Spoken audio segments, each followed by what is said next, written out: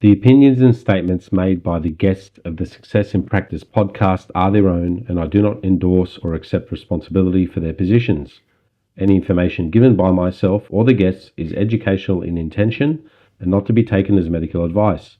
If you choose to act on the content involved in the podcast, you do so at your own risk.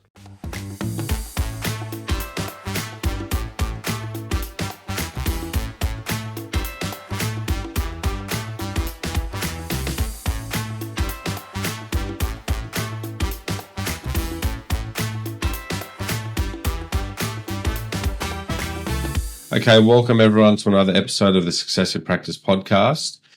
Today is another one of our episodes where we have a chat to one of the nominees for a board position for Osteopathy Australia. And so we'll be mainly focusing on Osteopathy Australia and the board nominees' particular, views on how they could represent the profession really well. And so without any more delay, today I'm joined by Alana Lloyd. Alana hails from the South Coast of New South Wales and grew up all over the place before going to uni in Wollongong in 2010. She's the first in her family to attend and graduated in 2015 with bachelor's and master's degrees in politics with distinction. While on her own fitness and health journey, Alana sustained a chronic shoulder injury that changed the path of her life by landing her in an osteopathic clinic as a patient. Fascinated, curious, and taken by the patient-centered approach to healthcare, Alana ultimately took the plunge into a career change and enrolled at Southern Cross University at Lismore to study osteopathy. She's a newly graduated osteopath with a strong passion for advancing the osteopathic profession, particularly for fellow new graduates. Her advocacy drive is rooted in her background in politics and international development, where she developed a deep understanding of the importance of policy and representation. In a short time, she's gained valuable experience in both workers' compensation and private practice. She currently works as a rehabilitation consultant at the Workers' Health Centre and as an osteopath at Sutherland Osteopathy. Additionally, her public service role with Services Australia has equipped her with a strong foundation in policy interpretation and client support. She's excited to bring her skills, energy, and fresh perspective to Osteopathy Australia. She is nominating for the director position with Osteopathy Australia to contribute her unique skills and experiences towards the continued growth and advancement of the osteopathic profession. With experience as both a clinician and a public servant, she understands the critical intersection of healthcare policy and governance.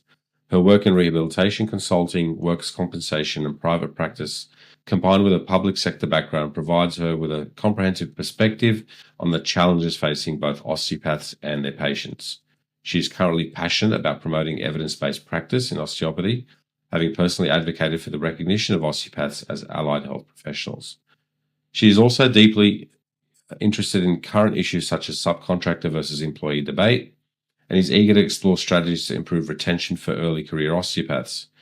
Through this position, she aims to help shape policies that strengthen the profession and enhance the support available to osteopaths at all stages of their careers.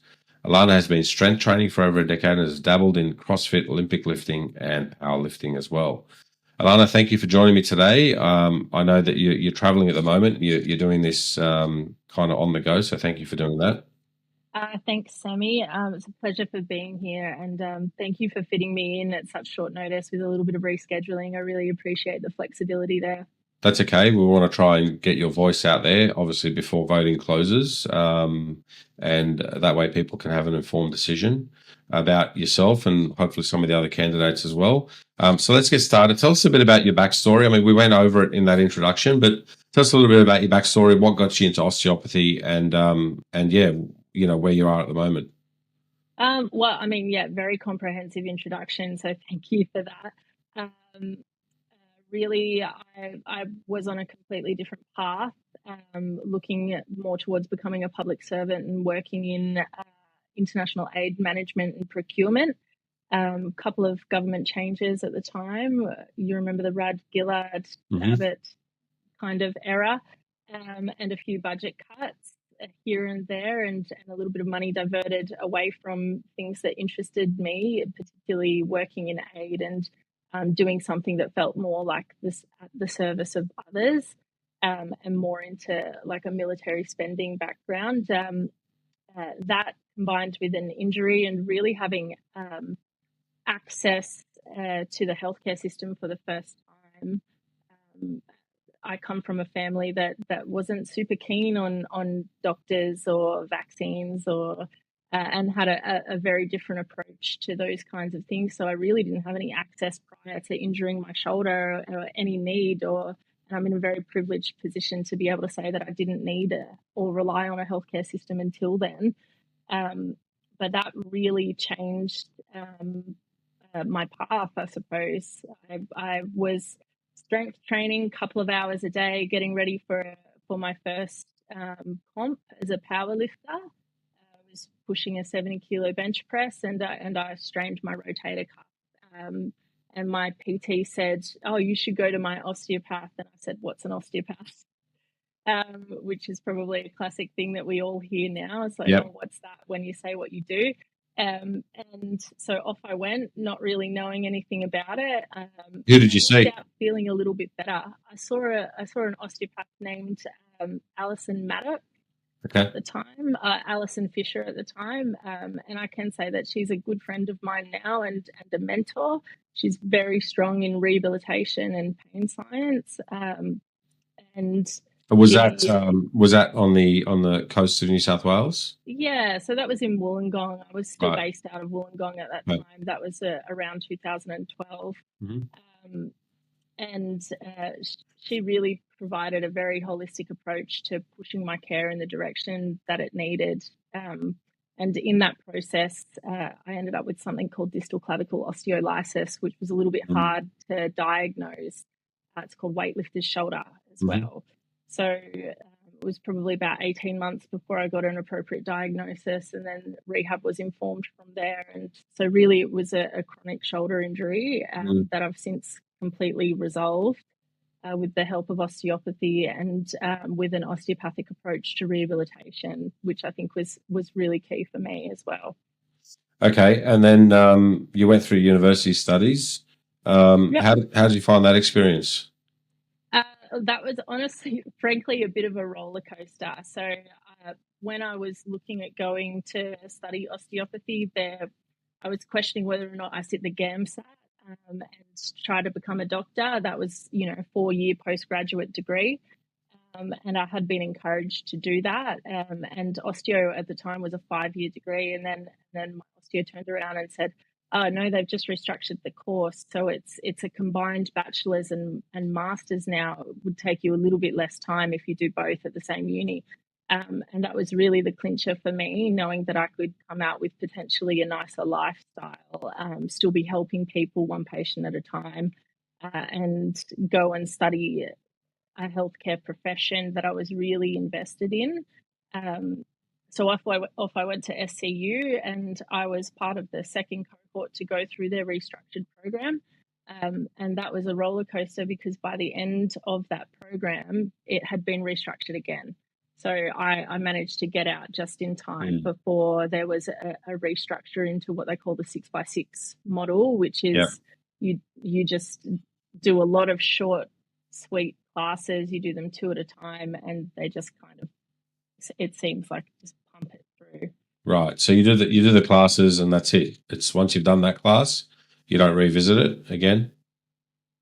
No, I mean, we're constantly revisiting and compounding. The way they structured our program was that everything was supposed to be tied together. Okay. So if you're looking at osteopathic, so we did things called osteopathic studies, and then we did osteopathic science, which was led by Dr. Raymond Blaish. And a lot of people know Raymond. You would probably know Raymond, having gone through the University of Western Sydney program back in the day.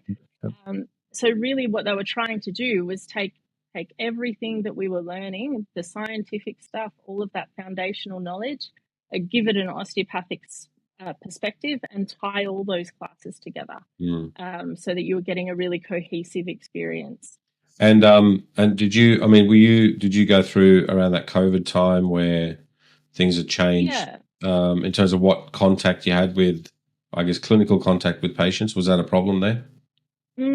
So not for me. Being that we were in a regional area, we were actually quite lucky to still be seeing people face to face. I had at the time deferred my study for 6 months due to my father passed away, so I put things on hold. I moved back to Wollongong. I actually started working for Centrelink at the start of COVID, so I was part of their frontline response to COVID in terms of approving applications and helping people. So I was doing that, and then we were given about 2 weeks' notice to start our face-to-face classes again. So I had deferred that semester, and then I picked straight back up in my course program and went straight back into face-to-face classes along with clinical practice. There actually wasn't a period of time that I didn't have access to the clinic, which was really lucky. Compared to some of my colleagues who were from Melbourne, I've heard stories from them going through university, not having access to clinic, not being able to compound that knowledge and work on their people skills, even work on their assessment and diagnosis and the conversational skills and their physical skills as well in that space, and just being offered, the podcast version or the abridged version and being isolated as well. So I'm quite privileged to say I didn't actually have that happen at all. Yeah. I think the difference between your program and my program is actually the difference in tertiary education in Australia between now and then now anyway. When I went through my arts degrees, I actually had as much contact as I did in my osteo degrees. And you would expect for something that comes in a clinical setting that requires a hands-on approach to people rather than more of a theoretical approach to things, you would expect a little bit more contact, especially in science-heavy classes. But I can say that, the labs that I was doing for anatomy were probably half of what they would have been when you had studied. And that is a reflection of the defunding of universities, I think. Right. So, I mean, this is probably a question I would have had for later, but seeing as we're talking about that now, what particular gaps do you notice that are, I guess, are showing up in new graduates that the profession can address? Because even if there are gaps, and we say that it's the change of university and funding and so forth, we still want to obviously support new graduates and support early career osteopaths. So how can the profession, and I guess more specifically Osteopathy Australia, help in, I guess, making sure that those gaps don't affect new graduates in terms of getting them to stay in the profession? Because there's a problem with attrition, and there's a problem with obviously people leaving at an early career, and we don't want that to happen. We'd love for people to hang around and become, wonderful osteopaths and quite happy and content with their life and their work.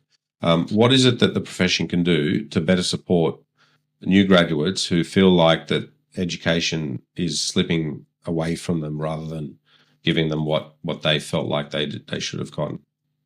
Yeah, I think there is a disconnect between the ideal of what the education offers you and then the reality of working as an osteopath in Australia in its current format. I remember being in my clinic and being like, oh, like that hospital job looks like it would be cool, but it's only available to physios. And then my supervisor incorrectly at the time said an osteopath can do that job. And it's not correct. You need an APA titling. So that piece of paper just gives you a significant amount of access. And really what's behind that is lobbying. So the APA has, I think, more than 35,000 members, and Osteopathy Australia, of our 3,400 strong profession at the end of 2024, only has about 2,300 members. There's only 1,500 who are active on the Facebook page, but I did check with someone last week and they said it's roughly around the 2,300 mark. So there's about a third of us missing from that space as well. But getting back to the original point, what can we do? I do think that there is an issue wider in physio, in healthcare in general. People tend to burn out at the 5-year mark. And I think part of it is working in private practice and a lack of sustainability in models of treatment and care, and how physically sustainable it is to work your body when you're seeing 50 patients a week. If you're treating from a direct structural approach, even if you're not, if you're treating from a psychosocial approach, there's empathy burnout that goes with that as well. I think we need to look at supporting and safeguarding younger osteopaths, and the majority of our profession are younger as well, so that they continue with that profession into their late 30s and 40s and 50s. There's a really steep decline in osteopaths. I mean, osteopaths only over 55, 10% of our population at the moment. Osteopaths in that 35 to 55 age range, they make up, roughly a third of our population, and the rest of them are under that age. So we have to, keep those people in the profession. And I think that starts with clinic culture. So looking at how as business owners we can support either employees or subcontractor, whichever you fall under there, and then looking at how we can support learning in the curriculum to adequately reflect the realities of osteopathic practice. Because I think there are a couple of rude shocks that you tend to get when you come into practice and you graduate. So given that there's a disconnect there between what your education offers you and what private practice actually is, how do you think Osteopathy Australia specifically can help with that? Like, you discussed that, obviously you discussed whether it's subcontractor or employee or whatever kind of situation you're in. And also you discussed the fact that the APA has a higher member, obviously lots more members have a lot more effect on public policy. Where do you think Osteopathy Australia can help with that specifically? Like what are some things that you think can be advocated for and pushed for that would either increase our patient numbers or at the very least bridge that gap for people from education to private practice? I think the APA has a bit of a snowball effect now. Like, it's got a large membership base, which spreads that word of mouth. Their physios are in the hospital system, so doctors are having contact with them, and then that creates a referral base from GPs as well, and an intrinsic trust that you can see in society. I think osteopathy needs to, increase retention of graduates as members. We have a free membership when we graduate, and then we have a discounted fee for first and second year, and then a really steep increase in that fee to maintain a membership with your professional association. So I think realistically, I didn't see a lot of Osteopathy Australia when I was at university. I saw them once at O Week in my first year, maybe in my second year as well. And then I had 3 years where no one was really on campus and we didn't really do O Weeks and things like that. We didn't have a lot of visits. We didn't have a lot of Osteopathy Australia advocating for what they're doing for us as a profession and how we can help them too. I think it's a symbiotic relationship. You need a large collective base in order to create collective action and to lobby for the needs of your profession as well. So they need to work on retention. Okay. I think that's where it starts in terms of curriculum. It's not just up to them. Yeah, they don't structure the curriculum. They have to adhere to tertiary education in Australia as well. Yeah, I think though that there's professional feedback though, right? Like, if you're Osteopathy Australia and you're meeting with stakeholders, like we hear all the time that they're meeting with stakeholders, and universities are one of the stakeholders of the profession. I guess you have to make your opinions voiced at least. Like, hey, this is the reported feedback we're getting from new graduates. There's a bit of a disconnect here between what they're actually learning at university and then what private practice is really like. And we're finding that there's a bit of a rude shock, and maybe we can do X, Y, Z. Maybe we can have some kind of combined, postgraduate or post thing certificate that people could do to, make them more aware, or something. I'm not. Or maybe it starts with campfire discussions between older Yeah. osteopaths that are facilitated and organised by Osteopathy Australia, Yeah. Yeah. where you can have older osteopaths like yourself, like Anne Cooper, like Ian Cassidy, or my boss Karen, who've been practicing for 20 plus years and really understand the nuance and intimacy of the profession, having them go to universities, not talking about just the clinic, but about the realities of being an osteopath, Yeah. Yeah. looking at psychological safety and how best we can help new grads in dealing with juggling all of these things. Like, it's hard enough to stay on top of your notes, let alone if you're working as a subcontractor, doing your BAS, making sure your taxes are all done, learning the ATO systems, staying on top of your CPD, like learning different diagnoses, looking at more and new ortho tests, writing EPC letters. The list goes on, and it creates overwhelm. Okay. Tell us what attracted you to run for a board position, Alana. Like, what is it that obviously you've discussed some of the things that you're interested in, but to actually want to be on the board, what actually attracted you? Like, how did that come about? Well, I mean, so I was on Facebook one afternoon, and I saw there was quite a bit of furor going on and a little bit of detective work. I worked my way back through a few posts that people had suggested that there was some controversy happening, and I found a post by Joya, who had said, that we're 9 strong on the board, and 6 of those are osteopaths, and he was requesting, some kindness and love between osteopaths in general. I do think that there is division between osteopaths. We have structural versus craniosacral, indirect versus direct. We have this subcontractor versus employee model, and I actually went to a discussion between my old boss and Cooper while I was at university and it was held with somebody else, and they were talking about the differences in the model and the clear divide in the opinion there. And what you can see between a group that is so small is that there is quite a bit of division and there are strong opinions there. When I went back and looked for those posts, I found the ad for nominations and the call for nominees. And I realized, looking at that call for nominees, that of a very small community of people, I fit that build quite well.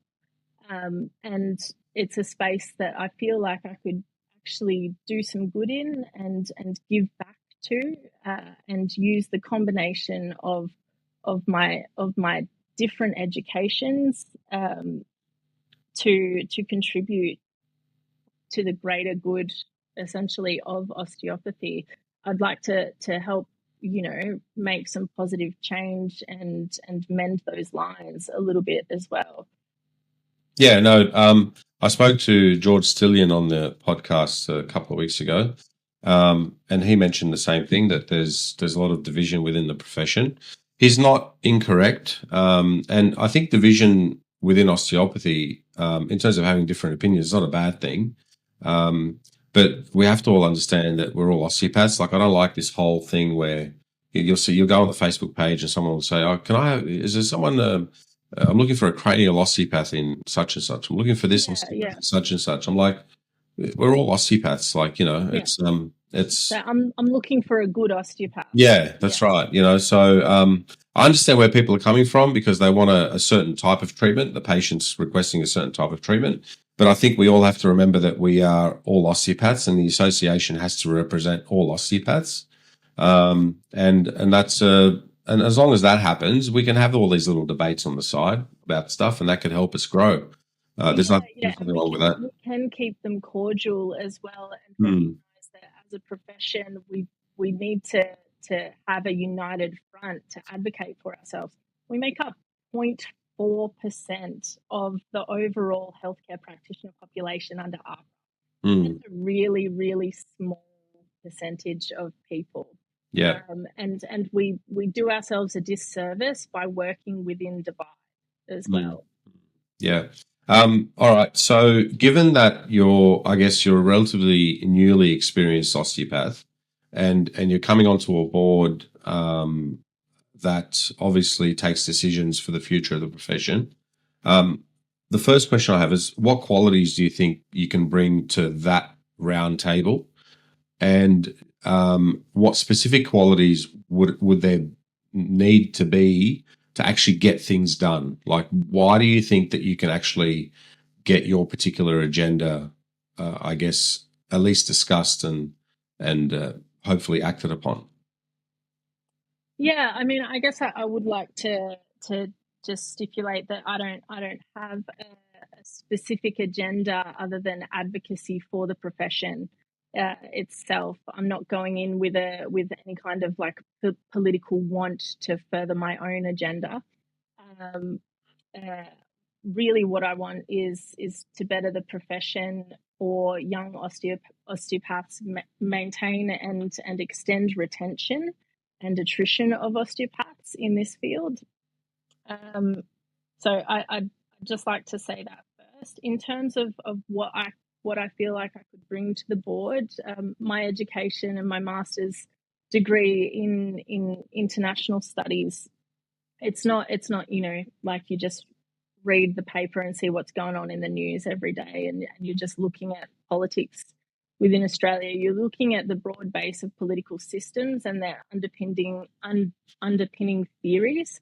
Um, and in the same way that as an osteopath at university, you're taught to be able to critically analyze a person, hear their symptoms, assess them, and then potentially diagnose them within our scope of a condition, and then treat that.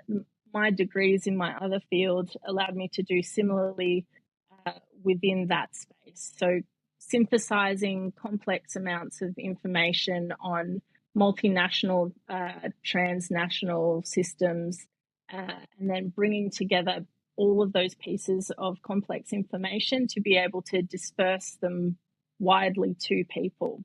That's what my education was based on. And that takes into account economic theory, law, political theory as well, looking at even like geography and health within those spaces, and looking at things like pandemics too. I mean, I said to my mum in well before the pandemic broke out, I said, you need to start. She's a small business owner. I was like, this was in January. I very clearly remember saying to her, you need to start getting supplies now and buying your flour in, because you're not going to have access to it by March the way things are going. And she had a little giggle at me, and then March 23 they shut the whole country down. So it allows you to look for trends and patterns and respond appropriately to those trends and patterns. You look at governance as well, and the entire point of having a board is governance and advocacy for your profession too. So I think that that's the area that I can contribute to. And then on top of that, being newly graduated and given that such a large percentage of our population sit in that field, I think having somebody who is empathetic and who has recently been through the experiences of a new grad and is still going through them, it creates space for other people to feel like they've been heard, and then feel like they're being advocated for appropriately. When you've been practicing for 20 or 30 years, you have an amazing wisdom that comes with that, but you don't have the anxieties of a fresh graduate anymore, and the perspectives of that, and potentially the economic stresses that go with that as well, with graduating, in the state of Mhm. time that we are as well economically, um, and looking at the guilts of rebooking someone, and if you're rebooking them, am I disadvantaging them, or am I disadvantaging myself, or just the nuance there, and the the grey area and the emotion that goes with that, and having somebody who understands everything that comes with being a fresh graduate. Okay. Um, Well, that's obviously you've answered that quite broadly, which is good. Um, what do you currently know about Osteopathy Australia? Like, what is its in your particular view? What is its primary function as an association? And yeah, what do you know about it? And obviously, what do you hope to improve there? Well, I mean, I guess really, as I've said earlier, my interaction with Osteopathy Australia has actually been quite limited, and it was limited by them and by the state at the time. There's only so much access you can have to your advocacy body when they actually can't go out and advocate for you, and they're working entirely in an online forum. So I didn't have a huge amount of contact. Everything I know about Osteopathy Australia has been built through my membership in the last couple of years, and my access to the Facebook forums, particularly, that's been quite helpful. I I can only go off what I have, which is that what it's meant to be. It's meant to be our peak body. It's our representative body to lobby on our behalf and to advocate for our needs and to further research in the osteopathic field. What they should ideally be doing is promoting the interests and championing the benefits of osteopathy in Australia. The actuality of that is that there has been less of a presence than I think there should have been in the last few years, and that's reflected in declining membership numbers. I spoke to a few friends last week who said they hadn't renewed, or actually one friend said, I'm currently a member, but I don't know if I will be for much longer. So Osteopathy Australia is there to advocate for us, but they can't do that, or they're not doing that as effectively as they could be. And we're not buying in as much as we could be too. Yeah, the value, obviously, if people are looking at leaving, they're not seeing value in the membership. So I'm also, like, I do think so. I have a friend who had a point that, so I come from a blue collar background. The other workplace that I work for is a not for profit organization that gets a lot of its clientele from unions as well. Ideally, Osteopathy Australia is the closest thing that we have for that advocacy body on an individual level and on a collective level too with the government. It is the closest thing that we have to throwing weight as well. When we've got, and the more people we have, the more weight that we have. We need to work on number retention. I think that there is this nature of feeling like it is transactional because we're paying a fee. So we want to see value for money there. But it is also about what we can do as a collective. So you're buying into the collective and you're buying into osteopathy as well. You're buying into the improvement of your profession too. There is a small altruistic component to that membership as well.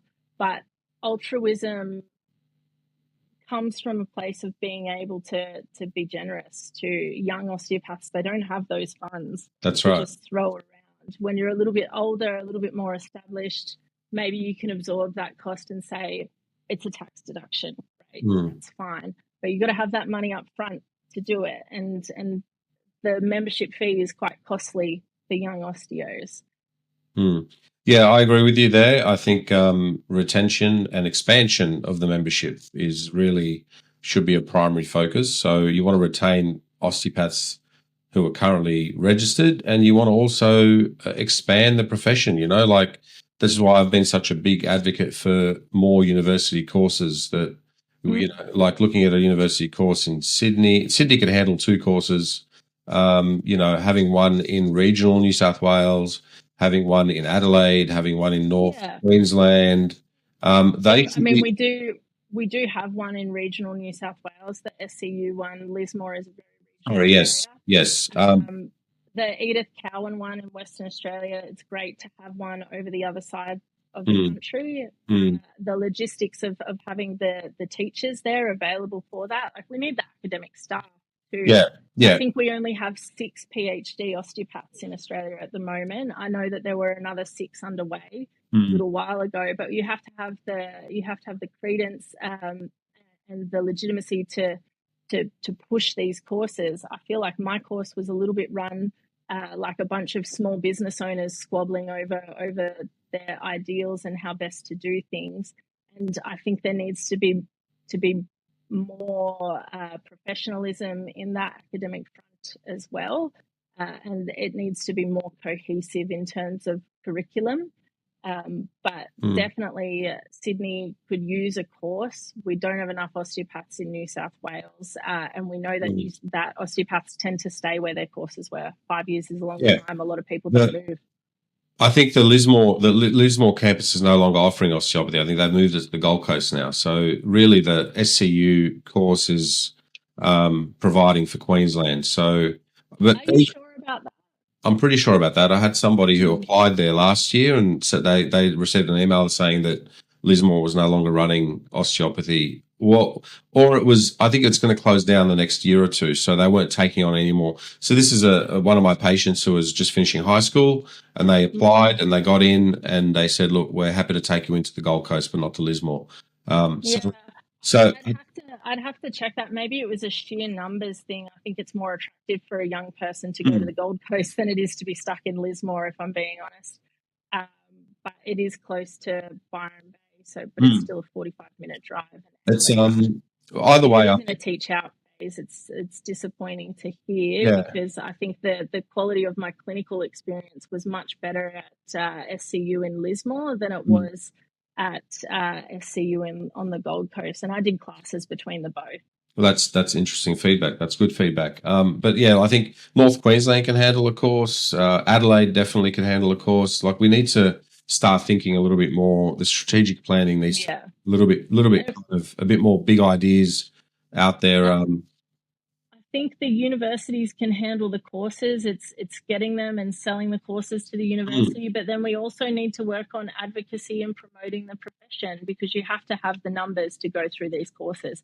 I graduated with 14. My class had 30, and then that very quickly, when people realized how hard the coursework was, dwindled down to 15, and we had a couple come and go here and there.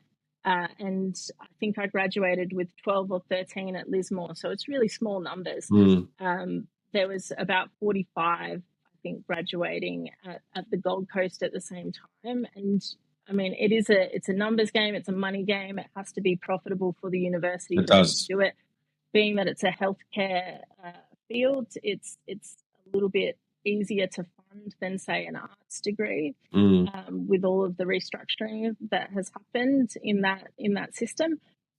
But you've got to have the people, and that starts with promoting the profession. It starts with getting people through the door at clinics, and having people feel the benefit of osteopathy, and bringing that into this age too. Yeah, I think you're right. Clinical practice is still the basis of what we do. We need to do that really well, and then expand on from there. Yeah. And I mean, you said that your patient, he wanted to become an osteopath. I became an osteopath because I received incredible osteopathic care. And I was able to compare and contrast that care to care I'd received in the wider medical community as well. So that's where it starts, but we need the numbers to support those university programs too. I think also some better postgraduate options in terms of having access. Like, if you're an exercise physiologist and you want to become an osteopath, if you're a nurse, if you're a midwife, if you're there needs to be some pathway there. And I think that's that's an important place for the Association Osteopathy Australia to put their heads together and say, let's come up with a model. Let's sell that to universities. I mean, that could be something that obviously you could have a look at if you're elected. I think there's an opportunity there. I think, like, the idea of a postgraduate course is great. I think it would have to be slightly longer than the physios. The feedback that I often get from people when they've seen a physio is that the care isn't as good, and the quality of the hands-on experience is not as good. And that comes down to, so with physio, you can either do a 4-year degree that puts you in the hospitals, it puts you here, there, and everywhere, and it gives you some manual therapy experience, but limited, really. We all know that. And you can be quite young, and you can do that out of high school as well, and do it over 4 years. Or you can go in with a science degree and do it over masters over 2 years. And within that, you spend a significant amount of time not practicing any kind of manual therapy skill, but working in a hospital, doing transfers, doing rehabilitation, doing all of the other stuff. And part of the reason why osteopaths are so good is because we come out of uni having had 4 or 5 years of hands-on clinical experience. At least that was my experience at my university. Is we started being tactile day one. Like, that was the first thing we did was working on our palpation skills, and then we honed those down over 5 years. And at the end of the day, osteopathy is a philosophy and a perspective, but it's also manual therapy. Yeah, definitely. And we have to figure out a way that we can get that into a shorter amount of time without compromising care. Well, I think it can be done. We have enough smart people in the profession where we can get them in the room and figure that out. That's definitely something that we need to do. I want to ask you about your views on, say, employee versus contractor. You mentioned that. What is exactly that you want to tackle about that particular debate? Like, where do you see the role of Osteopathy Australia in that debate? So, to me, it's not the debate itself that I want to tackle. I work as a subcontractor, and I work under a really great boss in that system as well. I'm very well supported. I know people who work as employees and they're less well supported, and I know people who work as employees and they're better supported than that too. So I don't think it's the models themselves that are the issue. There seems to be quite a bit of division within that, and there's a lot of movement with different high court cases and interesting things coming out of the ATO that would suggest that movement towards one model versus another, or looking at a way of doing this. Regardless of the way that you choose to do things as a practice owner, it has to support your graduates. So to me, it's about retention. It's about working on supporting the person that works for you or with you or under your umbrella in your business, as your employee, as a subcontractor in your space. I think we need to support graduates there. So for me, it's really not the debate itself. It's not about whether or not I think one is worse than the other. I think a bad boss is a bad boss.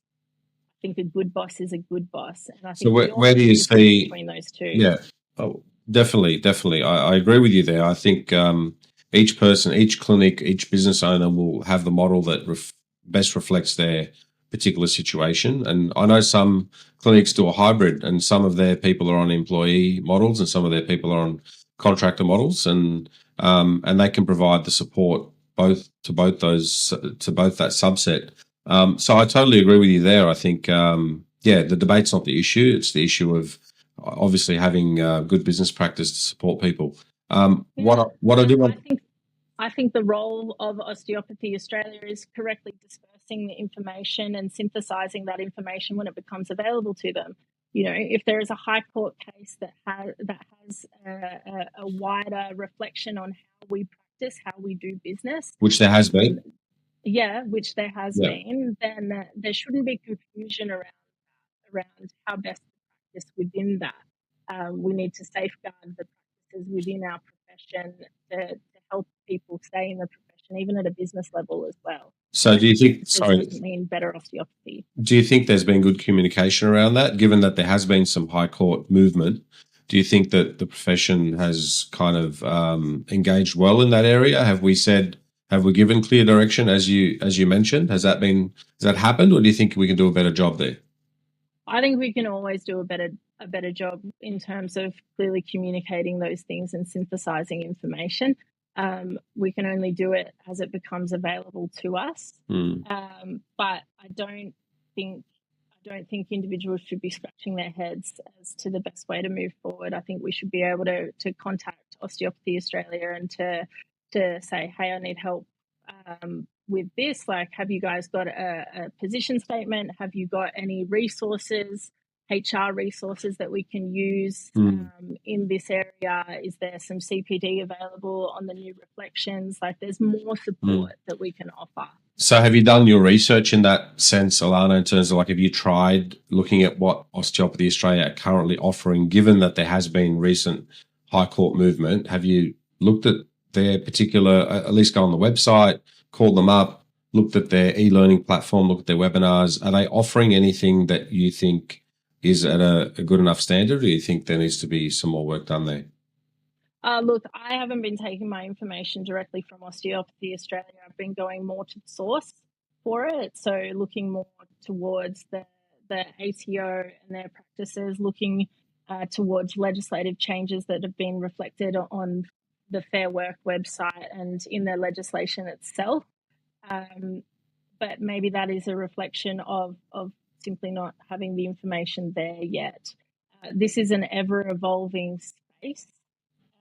So, I'll see something in the news and then I'll go see if it's been reflected elsewhere. If I'm looking at subcontractor opt-out clauses and the thresholds for that, then I will go directly to Fair Work's website and look at those things, and I'll go and look at the legislation itself to synthesize that information, because I'm privileged enough to have the education to be able to do that. Not everyone can do that. I have colleagues who have come to me to ask about those things, or ask my opinion on a news article and where I think that's going, because that's not part of our education. Yeah, you're right. Studying business, finance and accounting, we all outsource a lot of that stuff. Some of us are good at that stuff as well and find it fascinating and interesting. Others find it anxiety-inducing and daunting. Yeah, even if you are good at that stuff, you still have to get. I find that. I mean, I like looking at that stuff, and even though I read it and I understand it, to actually take a decision in my business based on recent changes in legislation or high court rulings, I'd have to go and seek proper advice. Yeah, legal counsel. Legal counsel, right? And so that presents another cost to my business, and I guess. Every time that I've looked at anything that Osteopathy Australia have put out there in regards to that particular legal and financial, I guess, aspects of running a practice or running a business, I tend to find that the information is always on the fence. I don't find it very. This is, we would advise that you take this course of action. They would never say that's never been said, and obviously they don't want any kind of liability fall back on them. I understand that, but you could word your particular advice in a way that obviously doesn't make you liable, but gives people a strong indication of a particular path that you may want to really look at. I just don't. I've never got, and I've always had to look at. I've always had to speak to my solicitor and speak to my accountant and make sure that And there has been times where they've said, "Well, no, I wouldn't go in that direction, Sammy. I think this was incorrectly given to you, and you need to have a look at this." So anyway. And I think even within the way people run their businesses very differently. You've got sole traders, you've got partnerships, you've got people working under the umbrellas of companies as well, and then they might have trusts associated with that too. So there is a real nuance there that has to be taken into an account. So I can understand the hugging of the fence there. They can only give broad advice, but even having a resources page to direct you to the right space within the ATO, or what to look for, or potentially what to ask or who to ask about these things, I think is a good step in the right direction. My only real access to any of this and real interaction with this would be in line with your on the fence account of it, where so at uni we do assignments on whether or not we would like to, which is better, subcontractor, sole trader, working as an employee under this model. And I found a lot of information suggestive of one thing, and I reached out to Osteopathy Australia to ask them to confirm some stuff. and they were unable to do so. And that was just for a university assignment. Yeah. That created confusion within me as a fourth year student. I can imagine how much confusion that would create within a business owner who's just trying to make the right decision, taking into account the fact that they've got, their own mouths to feed at the end of the day, and they don't want the ATO coming after them for a mistake. And they've also got employees or subcontractors working under their umbrella that they also have to take their welfare into account too. Yeah, so there's obviously room for improvement there. So let me move on to the next question, I guess. What are the major current challenges facing the profession in the next 5 years, do you feel, Alana? Like, where do you think that there's opportunities, and where do you think that, I guess, I'll say this in another question, but just let's talk about the opportunities at the moment. What are some of the challenges in front of us? Well, I think the challenges are always quite similar. So going to your medical provider and them saying, "Oh no, I don't refer to osteopaths. I don't refer to chiropractors. We'll send you to a physio." So just getting our foot in the door and maintaining the space and gaining space within the medical community and furthering our legitimacy there as allied healthcare providers. That's always a challenge for us.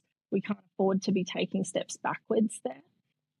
Another one for me is what's happening in NDIS. There's a lot of reform there as well. And what I'm seeing on the forums is a lot of confusion from providers, from osteopaths working under the NDIS who have patients who receive funding through the NDIS who are being defunded.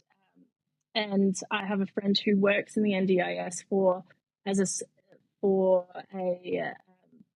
a provider who they do case management, and they work in a small business structure. But she said that a lot of the bigger companies now, they use AI to read all of these item lines and stuff, and there's no nuance in that. There's no subjectivity there. So they're just reading it and they're like, that doesn't have an item code, denied, kind of thing. And the individual, they don't really care about. They're looking at the numbers overall. They don't mind denying claims on an individual purpose. They're not thinking about that person's care or the osteopath on the end of that that's trying to push it through. They're just like, there's no item code there. So I think we need more. We need more specificity. We need specific item codes and structures within the NDIS, and we need better clarity around how to plan and charge there. And then I would love to see, in general, more Medicare funding for allied health professionals. I think that would take a lot of strain off the healthcare system, off the hospital system with an aging population too.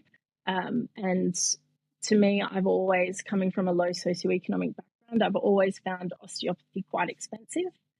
It's something that I've been lucky enough to be able to afford, and I have the privilege to be able to pay for that. But there are people out there who don't have the option of allied healthcare because of the affordability of it.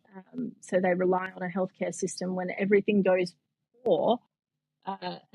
They rely on the hospital system to help them through. And there's large waiting times in physio clinics that work in the hospital system as well. So there's more space for us there that can be taken up, and it's the role of Osteopathy Australia to advocate for us within those spaces and promote the efficacy of osteopathy in those spaces. Okay, I guess then that leads me to my final question. Is there anything that you feel like should be happening right now to affect what's happening today that you think is not happening? Like, is there some kind of issue that's not being taken up that if we did take it up would make a pretty quick impact on the trajectory of the profession? I think that people are pretty outspoken in the forums, and the things that I've mentioned, the NDIS stuff, the legitimacy within the wider healthcare community and our space within those governance structures is more than enough to focus on. I think there's a lot of individual controversy, and there's always going to be things that people want to have happen. But I think that we can do a better job as a whole, as a profession, than we're doing at the moment. And I think Osteopathy Australia can do that job better as well. I think retention is key, expansion is key, getting more of our people to become members and maintain their membership, and creating value in that membership is really important as well. Okay, well they're things that could be done, like, that you could take action on that pretty much straight away, right? So that's good. So you basically said retention, expansion, and bringing value to the membership so that we can have as many osteopaths being part of Osteopathy Australia as possible. Yeah, it's all interwoven. Yeah. You're not going to get one of these things without addressing the other. Okay. So I just want to give you then the final opportunity to just tell us tell people out there why they should vote for you to be on the board, and just want to give you the final say, Alana. Thank you, Sammy. I think ultimately we have a really small but valuable profession. Within that, our board is made up of 9 people, only 6 osteopaths. They performed a skills matrix that suggested that there was a need, immediate and future need, for someone such as myself or Taylor or Molly, a female osteopath, newly graduated, who has an interest in this area, to come through and to provide value in the space of governance on that board. And I think ultimately I fit that bill. It's up to everybody else to decide whether or not I fit that bill, but I would encourage the diversity of opinion on the board as well. Getting someone in that space who can advocate for the needs of a population that is expanding. That we have 1,700 young osteopaths under 35. That's like 45% of our population. We have 3,400 of the 3,600 currently registered osteopaths. We have 1,700 under 35. We have 50%, more than 50% of us are female as well. And it's not about gender or diversity. It's about having a reflection of the actuality of the profession on the board too. Okay. Well, I want to thank you, Alana, for joining me today. For everyone else, thank you for also having a chat and having a listen. Alana, stay with me on the line. We'll have a little chat. But for everyone else, thank you again, and look out for the next episode.